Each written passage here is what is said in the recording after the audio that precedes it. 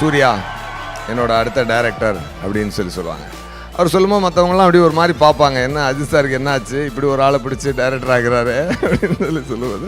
அப்போ அவங்க ஃபேஸை ரீட் பண்ணிவிட்டு அப்போ அஜித் சார் என்ன பண்ணுவார்னா என்னைய கொஞ்சம் ஓவராக இழுத்துக்குவார். இழுத்து தோல் மேலே கை போட்டு என்ன டார்லிங் அப்படி இப்படின்னு சொல்லி அதை சரி பண்ணுவார் என்னைய.